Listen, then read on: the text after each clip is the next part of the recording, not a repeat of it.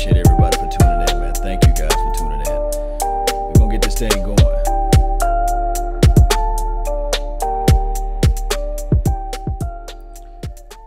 Thank you, everybody, for tuning in to the nation. We're going to do a quick recap of everything. I really appreciate you guys for tuning in to the show. There's so many things on my mind as it relates to the Cowboys. It's always a pleasure still talking about the Cowboys. One way or another, we still have to get this information out. Shout out to my guy, Drew, for giving his thoughts, his mind, and we're going to go over that film. And it's from one world to another. Somebody saying that, hey, it's time. Law of averages. We all know that when you do a certain thing in life, there's a law of average, meaning that you are getting closer and closer to that ultimate goal. But you have to put things in perspective. But shout out to my guy that's on the Facebook panel, Big Game James. I think he's one of the ones that first to join in on that side of things, and as well as for my first person to lay wood in the chat box. What's up? This is Howell the third, not the second, not the first, the third. Howell, thank you for being into the nation, man. He made number one, Deion Sanders. Number two, close but no cigar. Prime time, what you doing coming in second place? Come on, man, you gotta step it up. And DJ Cobb, what's good, man? Shout out to you, man, for joining in. You third place. Next time you'll come a little bit closer. But let's listen into this pretty much an interview of Drew, and then we're going to give some feedback, Q&A, and then we're going to talk about what happened during the training camp. But I like his perspective. Is this the year the Dallas Cowboys finally snapped the Super Bowl drought? Cowboys legend Drew Pearson thinks so. I just have that feeling, and even if you just look at the percentages, it's time for the Cowboys. The Cowboys haven't won a Super Bowl since 1995 when the price of gas was about $1 a gallon. But Pearson thinks the Cowboys have the talent and the coach to get there. But he says Garrett is under pressure. But I think Jason Garrett will do a good job this year, but he definitely has to prove something to the fans that we're going in the right direction. Quarterback Dak Prescott had an outstanding rookie year, but his second season was lackluster. This season is critical for him. The quarterback, he usually gets all the praise, as they say, when you win, and all the looks when you don't win. Prescott doesn't have wide receiver Des Bryant anymore after the Cowboys released him, so the field is open for a new star. The competition will create the starters, and once those starters step out on the field, you know you're going to have the best guys because of that competition.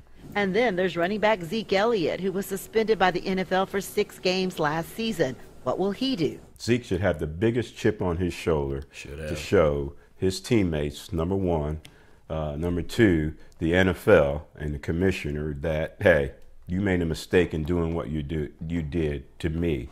Pearson says with no distractions and healthy young players, this team is ready to make a run for the Lombardi Trophy. Rebecca Lopez, Channel 8 News. Drew Pearson thinks. Yes, indeed, man. Good stuff, man. Good conversation about what Drew Pearson is looking at as far as this team. It's time. Law of averages. Hey, it's time, guys. We got to just get our mind together. But let's just going to do a quick recap of today's opening, I guess, press conference. The one thing that I took away is Jason Garrett's interview or his lines of questioning. He said it's up to the players to will this team and coaches to direct them. And I really disagree with that. Although, in 1995, Troy Aikman won in spite of the coaching. But that culture of what Troy Aikman was all about came from Jimmy Johnson. And I do know that we as Cowboys Nation is tired of hearing the same thing over and over again. But somehow, some way, this coaching staff have to really drive home on leadership. You can't coddle your players. You can't just give a guy time and time and time again. Now, this is the thing. It was reported earlier during this offseason that David Irvin, I call him Belly Irvin, I was all excited yesterday about his situation of him being able to come back out there on the field, and you guys kind of catfish me a little bit. It was saying that pretty much he's not going to be suspended, but he is suspended, but he's not going to be suspended for the domestic violence, which is okay. I don't think that he would never lay his hands on that woman anyway, because she's kind of crazier than cat hair. But neither here nor there. This is the thing. with David Irvin. It's now reported that he is going to substance abuse rehab. And it's kind of scratching my head is because I was under the impression that he only was suspended initially for missing the test, not that he flunked the test, and that he already had pre-lined, I guess, documentation showing and lamenting the fact that he was trying to win custody of his daughter. This speaks volumes. You don't go to drug rehab. You don't enter a rehab program when you're not taking drugs. So either he's taking drugs or he's not. Somebody from the Cowboys organization need to be clear with us, especially those who out there buying number 95 jersey, those who out there supporting, putting their hard-earned money out there, those fans out there who's really, I'm talking about really invested into that silver and blue and spending all their money, and then the organization's not being upfront and not being right with us. My thing is this right here. Somehow we have to use a player as an example. Now, with that being said, do you go out there and cut I hate to say this, do you go out there and cut Belly Irvin? At this point, mentally, he's already cut, because now I'm hearing from Mike Fisher, 105.3 The Fan. Shout out to Mike Fisher. Go follow his page too as well. That's my guy. Look, he always said this too as well. He already said this too as well too. He said that there's players that's on this team that have mixed emotions, mixed feelings about David Irvin. So with that being said, by us as fans collectively, we're not out there. We're not playing, of course, but we can see with our eyes. We can see if a guy is 100% committed, or we can see whether or not he's 90, 80, 70, or 50 or below. Some of these players that putting in their hard-earned time, sweating out there, blood, sweat, and tears, they saying, look, I don't think that Belly Irvin or David Irvin, whatever you might want to call him, he's 110%, because I don't want the 100. I want the 10. He's not 110% ready or committed to this team, and I do not want him out there. That's within the locker room. That speaks volumes, guys. That speaks volumes of what this team is trying to say. Now, given this right here, I want to say this, capital I, capital S, is David Irvin a dog? Yes. Can he help this team win? Yes. But at this point, what are you telling the other players that's out there? What are you telling the guy right now that's going to be out there in that sun? What are you telling the guy right now who's going to be pushing and elevating himself? Now, I do know that we do have off the field issues, and that's okay. But not everybody is lying on you. Somehow our reasonings is okay, but our results are what's matter. I'm saying that. I'm going to say that till I'm blue in the face. And it's going to be hard to turn this black face blue. You already know I'm already close to being blacker than midnight. But this is the thing. We need to figure out, Cowboys Nation, are our players 100% committed? Because these battles, I do not, trust me, I do not want what, I don't want to happen. I don't want to. Just put it like this. I don't want this to happen, basically, of what happened last year. We saw everybody that's in the chat box. I'm going to give a shout out to you guys in a few, but I got to get this out. Everybody that's in the chat box, in the flame box, and also on the panel, everybody knows that Bryce Butler last year outperformed Terrence Williams. You can go back at games and games and games and games before. Of course, Terrence Williams had that one nice game in Kansas City. But with our eyes, with our minds, we can see that number 19, Bryce Butler, was playing his butt off. He outperformed T. Will. But yet this coaching staff was saying, okay, it's T. Will's position. We're not giving it away. It's T. Will's doing this and T. Will is doing that. Ball bouncing off his body. He literally caused us a few games by playing basketball with his body, with the ball hitting his chest and falling everywhere. And I love T. Will. Don't get it twisted. I love his skill set. But we saw with our eyes that Bryce Butler was outperforming. Now, of course, we're not out there doing practice. But during the game, we're talking about during the game, Bryce Butler was balling. But this staff, everybody in the coaching staff was like, well, we're going to give it to the guy that we feel more comfortable with. And that's coddling, guys. We got to figure out a way to have the coaching staff to be man enough to have the cojones to say, hey, I'm going to sit you down. I don't care what you did in the past. It's all about now. N-O-W. It's all about that. Shout out to the Facebook panel. I'm going to read your comments, man. Jay Hart, shout out to you. Salute KJ Rose. This is from my Facebook page on Lost Nation. Shout out to EBSN Online, Phantom 2 as well, Silver and Blue, Big Game James, and D Dallas Prospect, where every legend was once a prospect. Shout out to you guys. Jamal Anderson. I ain't talking about the Dirty Bird, Jamal Anderson. Shout out to you. John Price, man, what's good? And my guy Vincent, what's going on? Hey, the Facebook panel is lit, guys. Shout out to you guys over there on the panel. But let me go over to the chat box. Let's see what we got going on over here. Shout out to Italian Cowboy, always giving me the information, always delivering me the facts. Appreciate you, man. He keeping me in line too as well. I like that. I love that. Hey, it is what it is. Mike, what's going on? I see you, man. What's up, Law? Harris family, the whole family in the mix. Shout out to you and your whole family. First and last. What's going on? That's a cold YouTube name. First, last. I like that. Dr. Cowboy, salute to you and your father, Virginia finest. Everybody, it's like a family show, man. We got to get things going. But give me you guys' thoughts. What is on your mind with this coaching staff? This training camp, the battles that we need to have it authentic. We need to have it real. This do not need to be a PC, a politician type of race. Everybody got to earn their spots. And through this, through my opinion of what Jason Garrett said through that whole entire excerpt of interviews, whatever he was doing out there, it just made me upset with furious anger. Those know I do not like that PC talk. I do not like that hand clap mess and just chewing bubble gum and sitting there on the stage with the glasses on. I need results. Everybody out here earned this, man. We need to have this stuff to be changed somehow, some way. With everything that's going on within this nation, we still can be positive, but we need to have a different voice. I'm tired of hearing the same thing over and over and over again. It don't work that way, guys. All right, so shout out to KD Dollars, man. T-Will is a fraud. Hey, man. You guys saw the game. Bryce Butler was balling out of control last year. And when Bryce Butler went out there to the media and spoke what's on his mind, that's right, he's over there in Arizona now. We will see what's going to happen down the line. Cold Milk, shout out to Cold Milk 72. He said, preach. I'm going to try to preach, man. Shout out to you. President Garrett. Yeah, that PC answer, you know, we really need something to happen.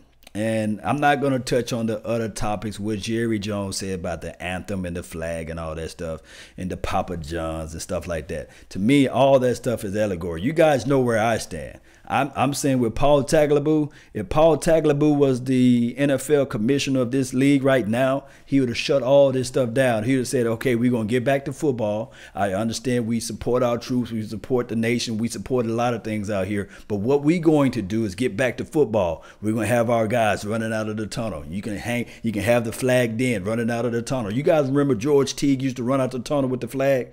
You remember Ray Lewis used to do his dance move coming out of the tunnel. And even though I couldn't stand the other guy who played for the Philadelphia Eagles, I think his name was, they call him the Wolverine. I forgot his name. Put his name in the inbox for me. Help me out. But you guys remember he used to do like a little crawl move and stuff like that. That was getting us crunk. That was getting us lit and ready for this football.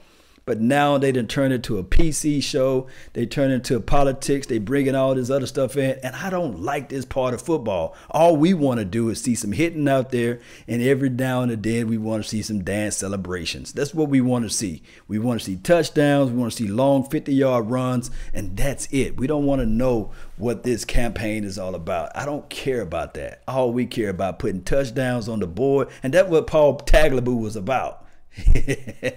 What's up, man? Good day. Big, what's that? Who's that? Streaming Willie Beeman Dawkins, man. Shout out to you, man. Thank you. Brian Dawkins. That dude had a crazy dance coming out of that tunnel. It is what it is. What we have here, Henston. Shout out to you, man. Thank you for joining in to the nation. John, I still see you on the panel, man. What's up, Brian Rawlings? Ray, what's going on? Mendoza. That's a cold name, man. Ray Mendoza. Ray, like, hold on. I'm not making this name up. That's just my last name. I like that. Look what we have over here. Mike WMS. New blood is needed in his coaching staff. here's the positive, and I always like to bring the positive aspect into it. I don't have much longer. We've been going live for a minute. You guys know how I'm gonna try to give you guys 20 strong, hard minutes in this thing. This is the thing. We have Chris Richard. I know that a lot of people are going to say, okay, Law, we heard the speech before. He got tenacity, he got strength, he like to have his guys up front. But this is the other thing. This is bigger than any free agent move that we made so far or any signing. Sanjay Lyles and Chris Richard, new voices. Hopefully with these new voices, they can just trickle down to every part of this team. And when he said, I have my guys with dependability and accountability, there speaks volumes on that. I hope that what he instills or installs or put or implement into this team, that it trickles down to everyone, saying that I'm going to hold you accountable. I need for you to be out here on Sunday. I need for you to be out here on Monday. I need for you to be out here on Thursday night. We do not need to play around with this. We trying to get that ring. And when you try to get that ring, if you want a thing bad enough to go out and fight for it, to work day and night for it, to give up your time and your peace for it, this is what Sean Lee is saying. This is why Sean Lee pretty much from here grabbed David Irvin mentally.